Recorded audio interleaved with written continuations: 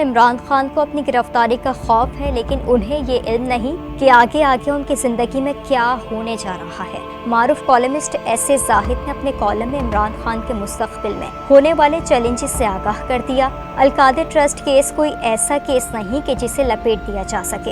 ये एक mega scandal है जिसको मुनज़्ज़म मंसूबाबंदी से तरतीब दिया गया था। ये ऐसा केस भी नहीं है कि इसके अहम किरदार शहजाद अकबर की तरह तसव्वुराती स्कैंडल समझकर बंद या ख़त्म किए जा सकें। इस केस का ताल्लुक रियासत पाकिस्तान से नहीं है, दरअसल इसका बराह रास्त ताल्लुक बहरिया टाउन कराची के वाजिबात के खिलाफ बरतानिया की NCA से 190 मिलियन पाउंड्स की गैर कानूनी मुंतकली से है, जो 70 अरब रुपए बनते हैं।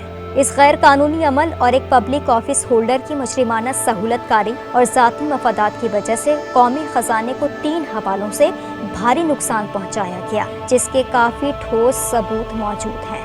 पहला हवाला ये कि 2019 के बाद से स्टेट बैंक ऑफ पाकिस्तान में मार्कअप के अलावा 190 मिलियन पाउंड्स की रकम आज की शरह मुबादला के हिसाब से तकरीबन 70 अरब रुपए की अदम वसूली। दूसरा ये कि NCA से 190 पाउंड्स की मज़कूरा रकम पर टैक्स की वाजिबुल अदा भारी रकम को माफ़ करना। तीसरा हवाला ये कि पाकिस्तान आने वाले फंड्स की बहरिया टाउन कराची के बकाया मालियाती वाजिबात के हवाले से एडजस्टमेंट करना। अलकादर ट्रस्ट केस और इस लिहाज से बहुत अहम है कि जब इस वक्त के वज़ीर आज़म के ऑफिस के ज़ेर साया चलने वाले ईस्ट रिकवरी यूनिट, जिसके रूह रवां शहजाद अकबर वगैरह थे, के ज़रिए NCA फंड्स की मशकूक और गैर कानूनी मुंतकली हो रही थी, ऐन उसी वक्त अलकादर ट्रस्ट का क़याम हुआ और फिर इस ट्रस्ट के ट्रस्टीज़ और बहरिया टाउन के दरमियान ज़मीन की मुंतकली हो रही थी। इस तरह ये सारी गैर कानूनी कार्रवाई इख्तियारात का नाजायज़ इस्तेमाल करते हुए बाकायदा मुनज़्ज़म मंसूबे के तहत की गई। वाज़ेह रहे कि बरतानिया जहाँ से ये 190 मिलियन पाउंड की भारी रकम पाकिस्तान मुंतकिल हुई, वहाँ के इकनॉमिक क्राइम्स एक्ट के तहत ऐसा गैर कानूनी और नाजायज़ पैसा जिसका हिसाब ना दिया जा सके कि ये पैसा कैसे कमाया गया, ये कैसे हासिल किया गया, कहाँ से आया, वो रकम इस हुकूमत को वापस कर दी जाती है जिस मुल्क से वो रकम बरतानिया आई होती है, यानी लाई गई हो।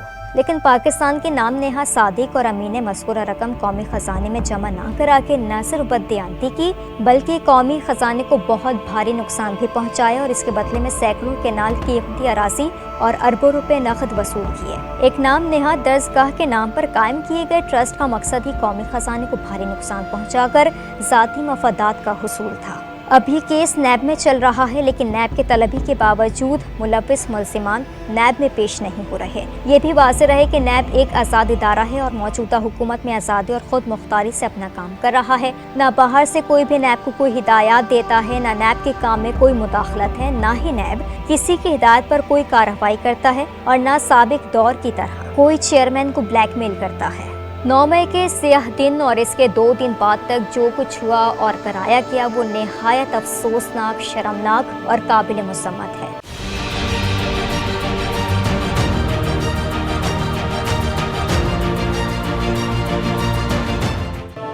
जमानत पर रिहाई के फौरन बाद ही इमरान खान का बयान, जो एक तरह से एतराफ़ भी है और रिकॉर्ड पर मौजूद है, काबिल मुसम्मत व गिरफ्त है। इस बयान में उन्होंने 3 बातें निहायत अफसोसनाक की।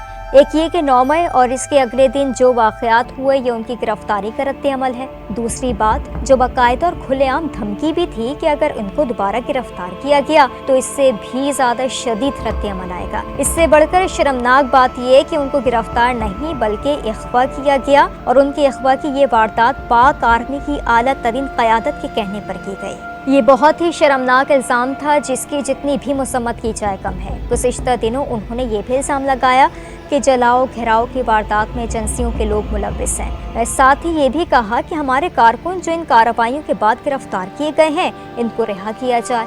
यू टर्न, इल्ज़ामात और दोगलेपन पर मबनी बयानात शायद इनके नाम नेहा सियासत का खासा और बुनियाद हैं, लेकिन इनको और इनके साथियों को समझना चाहिए कि वो वक्त चला गया जब खलील खान फाख्ता उड़ाया करते थे। आज भी जो लोग इनका साथ दे रहे हैं और जो लोग टीवी चैनल्स और अखबारात में अपनी तहरीरों के जरिए इनकी हिमायत करते और इनको बेगुनाह साबित करने की नाकाम कोशिश करते हैं, उनको भी अब अक्ल आनी चाहिए। पाक फौजी आला क़यादत को बदनाम करने, फौजी इमलाक व तंसीबात को आग लगाने और शोहदा की तौहीन और उनकी यादगारों को नुकसान पहुँचाने वाले किसी भी तरह मुल्क के खैर ख्वाह नहीं, बल्कि वो बैरूनी एजेंडे पर कारबंद हैं। इनके हामी होश के नाखून लें और रियासत के वफादार रहें।